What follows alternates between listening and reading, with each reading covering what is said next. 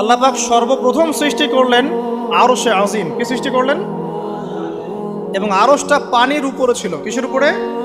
পানির উপর। এরপরে আল্লাহ রাব্বুল আলামিন সৃষ্টি করেছেন কলম।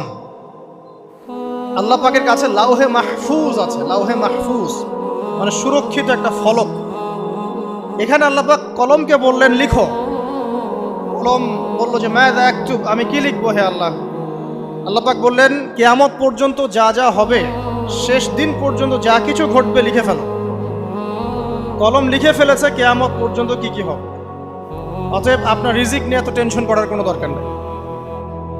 বিয়ে শাদী হচ্ছে না, এই জন্য কবরে গিয়ে মানত করার কোনো দরকার নেই। সময় মতো হবে ইনশাআল্লাহ। যখন রিজিক তাকদিরে লেখা আছে, সময় মতো ইনশাআল্লাহ হবেই। তাকদিরের বাইরে কিছু হবে হবে না। তো আল্লাহ পাক তাকদির লিখে ফেললেন। এমনকি লাউহে মাহফুজে কোরআনও লিপিবদ্ধ আছে। সূরা বুরুজ পড়েন নাই?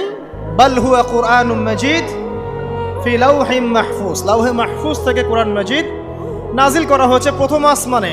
এরপর প্রথম আসমান থেকে আস্তে আস্তে ধাপে ধাপে বিভিন্ন ঘটনার পালাক্রমে রাসূলুল্লাহ সাল্লাল্লাহু আলাইহি ওয়াসাল্লামের কলবের মধ্যে জিবরাইল আলাইহিস সালামের মারফতে ওহী করা হয়েছে। এই হলো কোরআন, যেটা নাজিল হতে সময় লেগেছে 23 বছর। লাউহে মাহফুজ আল্লাহ রাব্বুল আলামিন সব লিখে ফেললেন। এভাবে 6 দিন, আল্লাহ পাকের হিসেবে 6 দিন কত লম্বা আল্লাহ ভালো জানেন। 6 দিনে আল্লাহ রাব্বুল আলামিন এরপর সৃষ্টি করলেন পুরো মহাবিশ্ব। পুরো মহাবিশ্ব বলতে আমি শুধু পৃথিবীর সৌরজগৎ বোঝাচ্ছি না। এই মঙ্গল, বুধ, শনি, বৃহস্পতি এইটুক না, এরকম হাজার হাজার সৌরজগৎ মিলে একটা গ্যালাক্সি হয়। আর হাজারটা গ্যালাক্সি মিলে গিয়ে একটা আসমান হচ্ছে, মহাকাশের একটা ছায়াপথ আসমান হচ্ছে। তো এরকম 7টা আসমান বা 7টা মহাবিশ্ব আল্লাহ পাক সৃষ্টি করলেন মাত্র 6 দিনে। কয় দিনে? ফি সিত্তাতি আইয়াম, 6 দিনে আল্লাহ পাক সৃষ্টি করলেন। এরপর আল্লাহ রাব্বুল আলামিন প্রত্যেক মহাকাশে তার যার যার কাজ সেটা দিলেন। যেখানে যেখানে মাখলুক সৃষ্টি করা আল্লাহ পাক করলেন। আল্লাহ রাব্বুল আলামিন মালায়েকা সৃষ্টি করলেন নূর দিয়ে। কি দিয়ে? আলো দিয়ে। আলোর মধ্য দিয়ে আল্লাহ রাব্বুল আলামিন ফেরেশতা সৃষ্টি করলেন। আল্লাহ পাক জিন সৃষ্টি করলেন। জিন কি দিয়ে?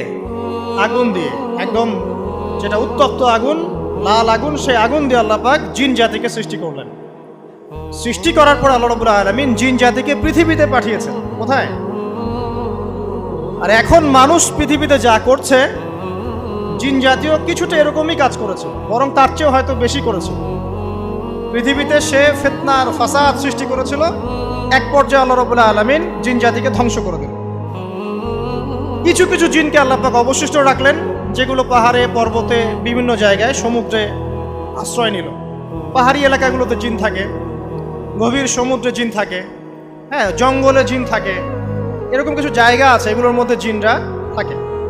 তো ওদেরকে ডিস্টার্ব করতে গেলে সমস্যা, আপনাকে ধরে ফেলবে। আর যদি প্রতিদিন সকাল সন্ধ্যার জিকির আজগার ঠিকঠাক মতো না করেন, কোরআন তেলাওয়াত ঠিকঠাক মতো না করেন, নামাজি না হন, আর পবিত্র না থাকেন, তাহলে জিন ধরার সম্ভাবনা বেশি। তো আল্লাহ পাক জিন জাতিকে সৃষ্টি করে এই পৃথিবীতে পাঠানোর পর তারা এরকম ফিতনা এবং ফাসাদ সৃষ্টি করার পরে আল্লাহ পাক ওদেরকে ধ্বংস করে দেন।